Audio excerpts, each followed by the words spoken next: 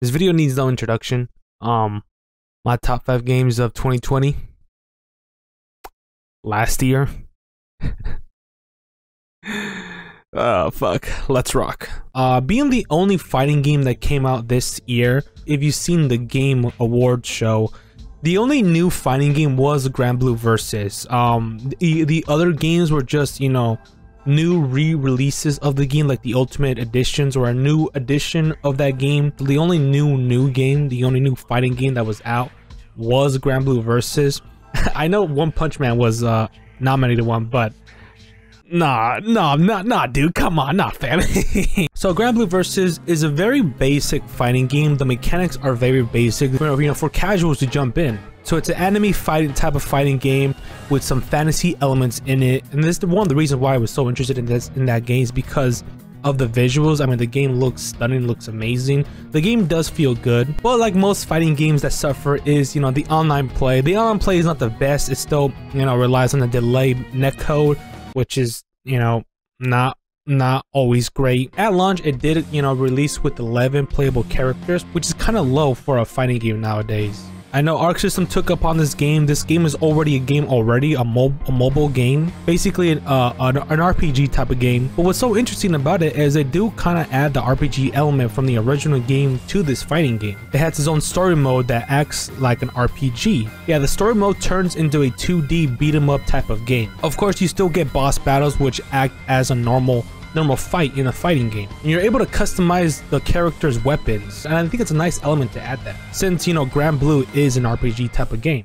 This game is good as the only fighting game that came out this year, and, you know, since it's the only fighting game and the only fighting game that I actually did enjoy this year that's new, it was pretty good. I actually have not played season 2 whatsoever. It was fun in the beginning. I have not jumped into it lately. I stopped playing it for a good while, but this year is looking to be pretty interesting for fighting games in general because of Guilty Gear Strive, King of Fighters 15 that's supposedly releasing this year. So we got new upcoming fighting games this year, and I'm really looking forward to it. So hopefully those games are amazing. Granblue Fantasy Versus is a fun game, very basic mechanics, easy to get into. The visuals are beautiful, stunning, the music is great, a nice interesting twist with the story mode, and overall it was a good time. I liked it.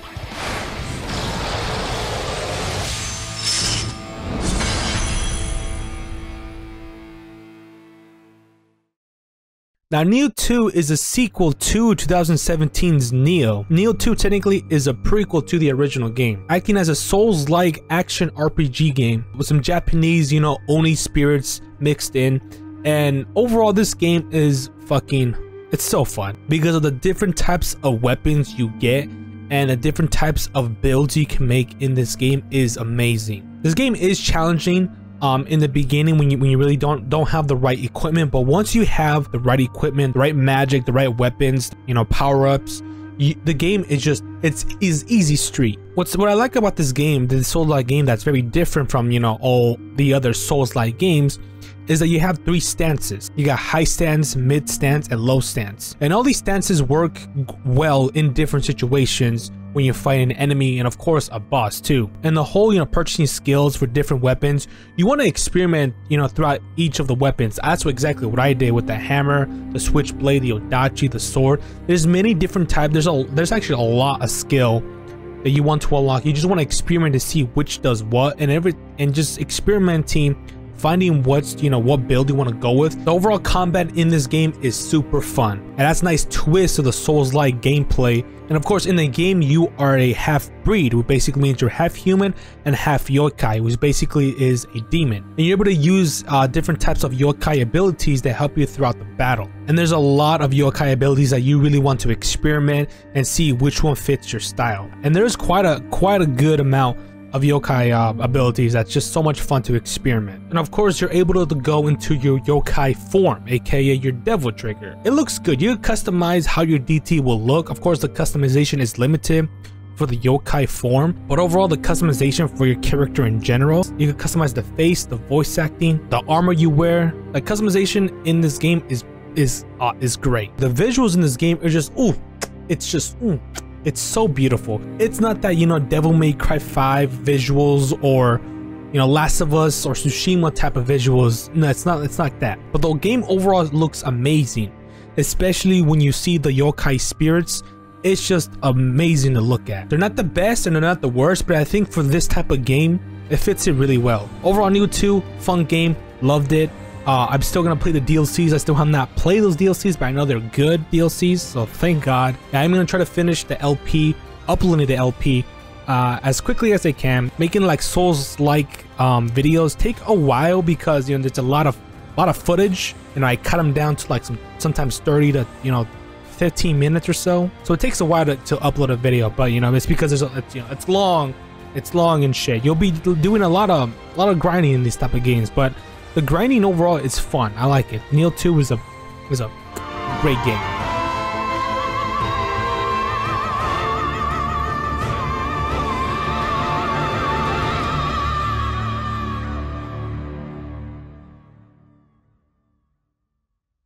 So I never played the original FF7 game, mainly because I don't like turn-based games. They're not my thing. I don't like it that much. So the reason why I picked up this game, mainly because the gameplay was different. It's gonna be more action-based type of game, and I love action games. Character action games are my shit, and this game looked to have some elements, of action games. So I went and gave it a try, and I loved it. I loved this game. It was pretty good. So the gameplay is good. It's not perfect, but it's pretty good. You have your normal attack, your strong attacks for each certain characters. There's 4 playable characters in total. Each of these type of characters have different abilities that's special to them, and you really want to switch to each different characters depending on what type of enemies you're fighting, especially boss fights. However, the gameplay is fun. Of course, there are some stuff not good with the gameplay, especially flying enemies, because goddamn, the air combat is not good. It's shit. Sometimes your dodge button doesn't really fucking work. When you dodge, you still technically get hit, which shouldn't really count, honestly. But looking at the Final Fantasy 16 trailer, it looks like they're going more action based.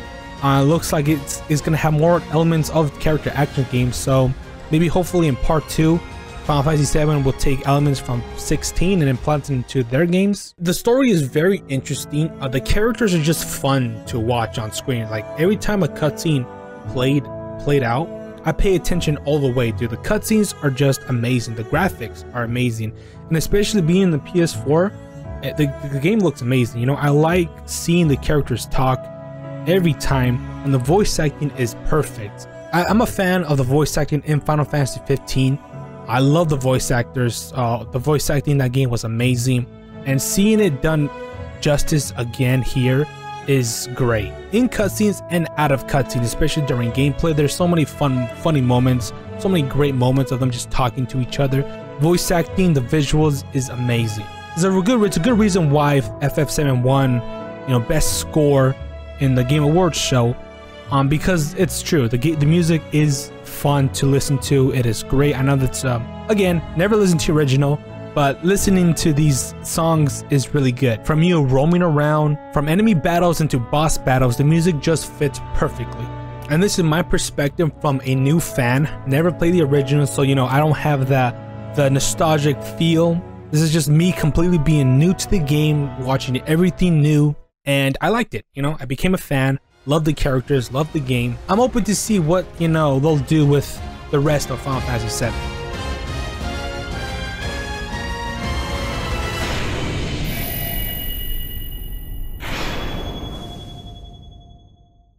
Hades is another fun game that I didn't expect to fucking play. I'm kind of late to the party.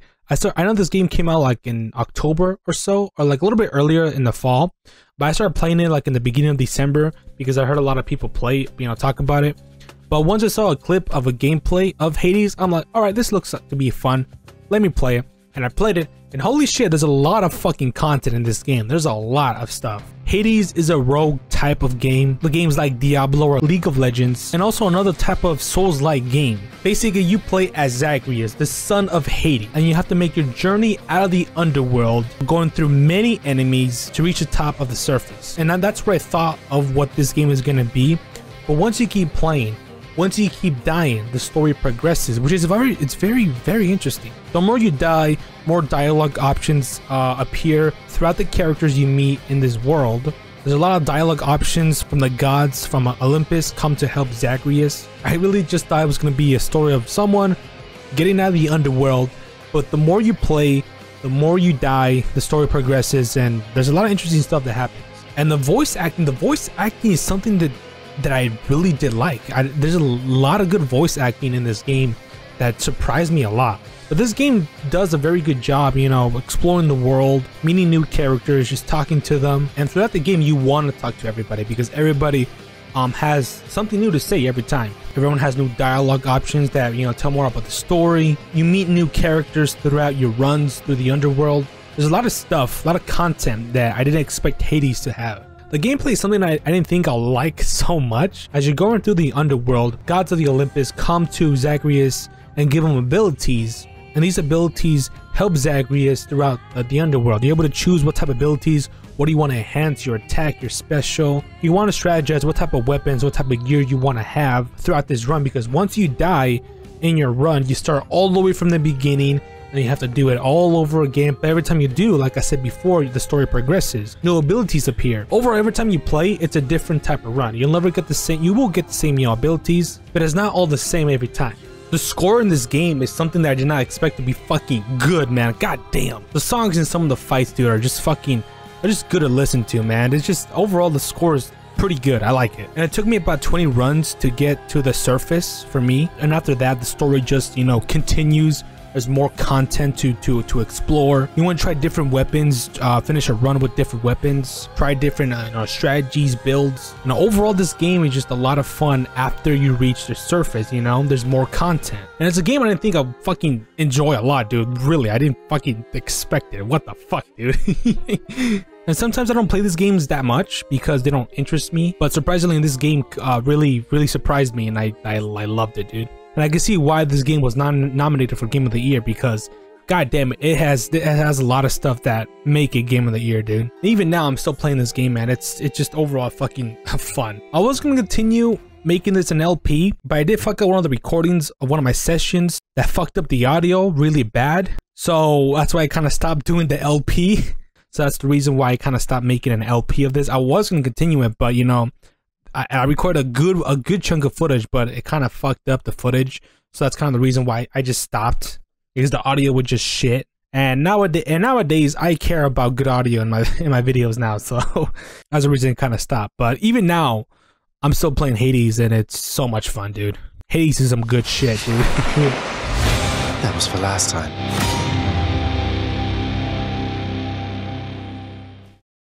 Honorable mentions. I want to mention some games that I did have a fun blast playing, outside of my favorite, you know, top 5.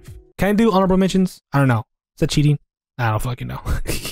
Miles Morales. That game was fun. The game is cool. The gameplay overall is fun. You know, you do feel like it's different from Peter Parker. You feel like it's Miles Morales with his different abilities, his web swinging, his black swagger of a black teenager. And the game was pretty short compared to the first one. But technically this is a DLC type of game, but they sold it, you know, with full price technically. $50, $60, depending if you got on the PS5 or the PS4. Overall, the story is interesting. I liked it. The characters were fun. But some of the exploration was kind of the same as the first one, you know, kind of repetitive. But overall, you have a good time. I did do an LP on this. I just never edited it. I never uploaded it. But I think I will. But I don't know. We'll see. And Devil May Cry 5 Special Edition. I take it back. Virgil DLC. Does that count? Fuck you. I'll do what I want. That counts. So Virgil finally came out as a DLC in Devil May Cry for the PC, the old gen, and of course for the new gen consoles. You know, Special Edition in general is a bit disappointing because we don't get that much stuff, like in 4. But then technically 4 was kind of a shit game, and they just kind of added some stuff. So that isn't, you can't really compare 5 with 4, you know, because 5 is a full-length game and 4 really isn't. So, but I wish we kind of got a little more stuff for Special Edition. If you have the old gen or a PC, it's better to just get Virgil there. Overall, Virgil is fun. He's great to play. He feels great, and just the ending of Virgil's you know, playthrough is worth of $5. Virgil was overall was great. I loved it. And Bring the Light is such a good fucking theme song, dude. God damn. Now I played this game off camera, off screen. You know, I didn't make no videos on it mainly because I want to see what the gist was about. You know, why people hated it. I played this game and this game is amazing. I understand why now this game is Game of the Year. This game is amazing. The characters are amazing. The story is amazing, dude. The way they kill fucking Joe. The story is amazing, dude. Ellie is amazing. Fucking Abby being the MVP in this fucking series, in this game, is amazing, dude. Fuck the haters, dude. Fuck those virgin cunts that think this game is bad. Fuck it. There's a good chance some people might have just skipped everything and wanted to see my #1, and they saw Last of Us and they just disliked it and probably just left. Probably didn't see what the true answer was. Now this was an unexpected game I didn't think Sucker Punch was gonna do. Very unexpected game. This game is, dare I say, a masterpiece. A good fucking game, man. It's a good fucking game, man. A good fucking game. It's good shit. Ghost of Tsushima has a lot of good elements. The combat is fun. The story is interesting. The tone of this game is very interesting. And over the visuals, the music, everything about this game. You know, this game did not have, you know, samurai elements, Japanese elements in it. I probably wouldn't rank it my #1 of 2020. If it wasn't set in Tsushima or wasn't, you know, have anything Japanese related, I probably would have just ranked it at #3. I would have put Hades as my game of the year, honestly. I'm a fucking weeb.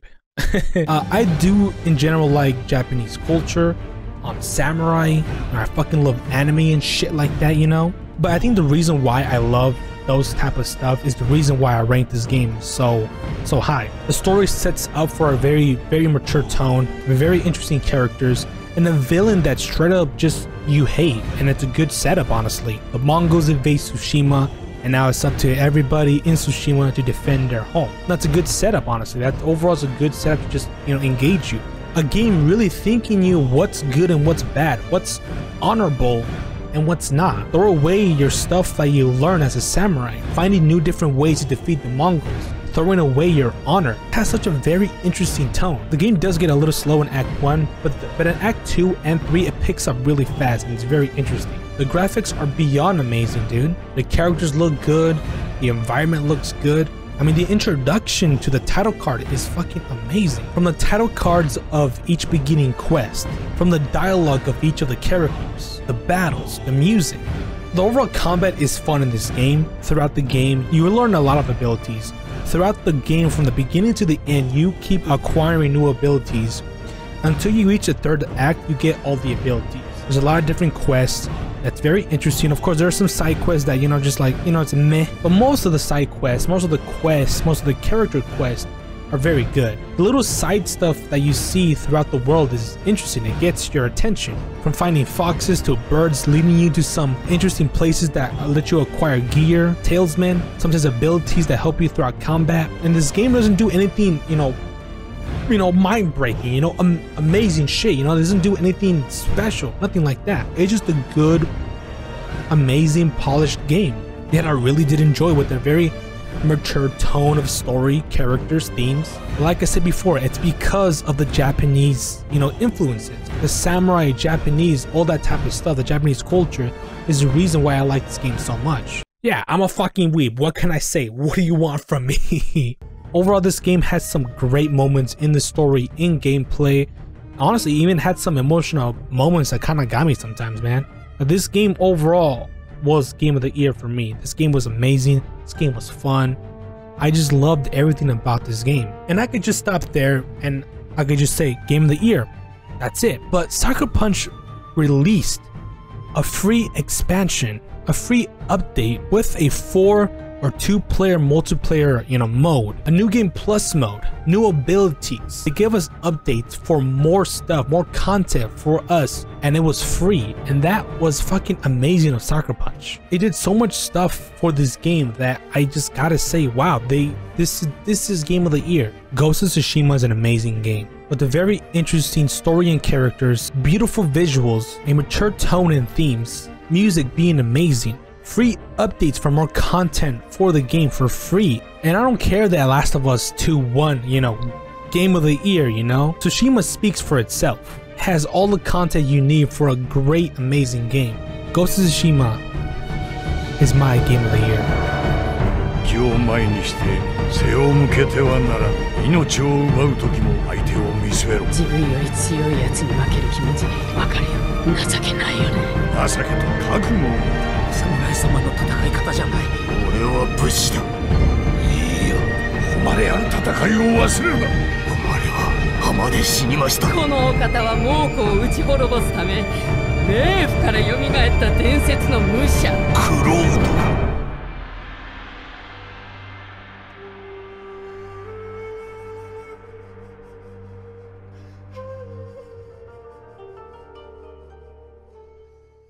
So all this was pre-recorded. I had this footage ready like 2 weeks ago or so, probably 3 weeks ago. I just haven't worked on it. I don't know why. I think it's because I was doing something else. I don't fucking know. Sometimes my mind just goes, you know, it goes blank sometimes. I'm retarded. But hopefully you guys enjoyed my top 5. This year I will do my best to upload my top 5 this year. So, or honestly, I might just forget and upload it next year. Thank you guys for watching, and I'll see you guys next time. Later.